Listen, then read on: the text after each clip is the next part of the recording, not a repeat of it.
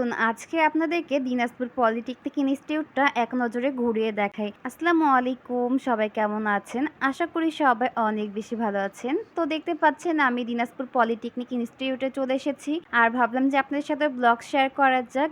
আপনাদেরকে একটু দেখিয়ে দেই দিনাজপুর পলিটেকনিক ইনস্টিটিউটটা কতটা সুন্দর। আর মাশাআল্লাহ খুব সুন্দর লাগছিল ঢুকতে, এত সুন্দর গাছপালা আর সামনে এই মসজিদটা দেখে খুব ভালো লাগলো। আর আপনাদের সাথে এই যে ব্লগ শেয়ার করছি, আমার দুই ভাই সামনে হাঁটছে আর আমি আর আমার আম্মু পিছনে হাঁটছি আর আপনাদের জন্য ভিডিও করে নিচ্ছি, দেখতে পাচ্ছেন। আর মসজিদটা আমার এত ভালো লাগে কি বলবো, দিনাজপুর পলিটেকনিক ইনস্টিটিউটের মসজিদটা অনেক সুন্দর লাগে। আপনারা কারা কারা দেখেছেন অবশ্যই কমেন্ট করে জানাবেন। তো অনেক সুন্দর আর সবাই মাশাআল্লাহ সুবহানাল্লাহ বলতে ভুলবেন না। তো দেখতে পাচ্ছেন মসজিদের চারপাশ দিয়েও কিন্তু অনেক সুন্দর গাছ লাগানো রয়েছে আর এখানে একটা ফুলের গাছ রয়েছে, সেটাও আপনাদের সাথে শেয়ার করছি। চলুন, ওই তো দেখতে পাচ্ছেন ফুলের গাছটা দেখে আমার এতটা ভালো লেগেছে, আমি আম্মুকে বলছি যে এটা কি ফুলের গাছ আম্মু বলো তো। তো আম্মু বলছে আমিও তো বলতে পারছি না এটা কি ফুলের গাছ, তো এটা তুমি তোমার অডিয়েন্সকে জিজ্ঞাসা করিও। তো আমি আপনাদের কাছে একটা কোশ্চেন করলাম, তো এটা কি ফুলের গাছ অবশ্যই আপনারা আমাকে কমেন্ট করে জানাবেন। আর এই তো পলিটেকনিক ইনস্টিটিউটটার মাঠ, এটা একটা পুরোটাই মাঠ আর চারিদিক দিয়ে কিন্তু ক্লাসরুম রয়েছে, অডিটোরিয়াম রয়েছে,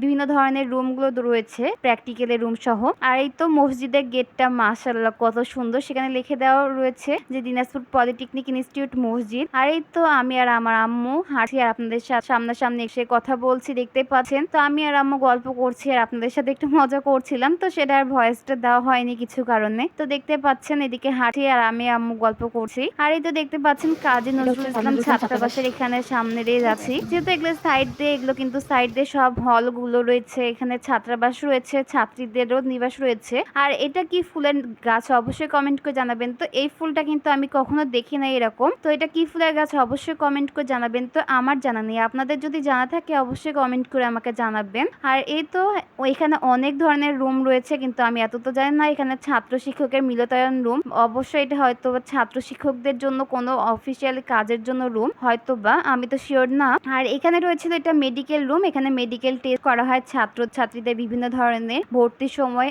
এছাড়াও অন্যান্য কাজে। তো এদিকে আরো অনেক ভবন রয়েছে ভিতরে, তো ওইদিকে তালা মারা ছিল। আর এই তো এদিকে ভবনগুলো দেখাচ্ছি আর এই তো অনেকটা দূরে চলেছি। আর দেখেন কি সুন্দর আলপনা করে দেওয়া ইনস্টিটিউটের প্রাঙ্গণে, এত সুন্দর লাগছিল মাশাআল্লাহ, খুব সুন্দর লাগছিল। আর এই তো আমরা প্রশাসনিক ভবনের সামনে চলে এসেছি, প্রশাসনিক ভবনটা সামনে এসে খুব ভালো লাগলো। এখানে তো একটা শহীদ মিনারও রয়েছিল আর প্রশাসনিক ভবনটার এখানে বঙ্গবন্ধু শেখ মুজিবুর রহমানের ছবি ছিল, আমাদের জাতির জনকের। তো দেখে খুব ভালো লাগলো, দেখতে পাচ্ছেন। আর আমি আপনাদের সাথে শেয়ার করছি কত সুন্দর ইনস্টিটিউটটা, তাই না বলেন? তো কারা কারা এই ইনস্টিটিউটের ছাত্রছাত্রী অবশ্যই কমেন্ট করে জানাবেন। আর এই তো দেখতে পাচ্ছেন এখানে আমি এখন ঘুরছি, আবারও সামনের দিকে হাঁটতে শুরু করে দিয়েছি। তো চলুন দেখি এখানে কি আছে, দেখে আসি এক নজরে আমরা। তো এখানে দেখতে পাচ্ছেন এখানে বিভিন্ন ধরনের মেকানিক্যাল কাজের যে যন্ত্রপাতিগুলো রয়েছে সেগুলোই কিন্তু এখানে রয়েছে। আর এখানে সব ধরনের যন্ত্রপাতি আছে, বিদেশ থেকেও আনা, বাইরের দেশ থেকে বেশিরভাগ আনা রয়েছে। আর আমাদের দেশে তো সব যন্ত্রপাতি পাওয়া যায় না।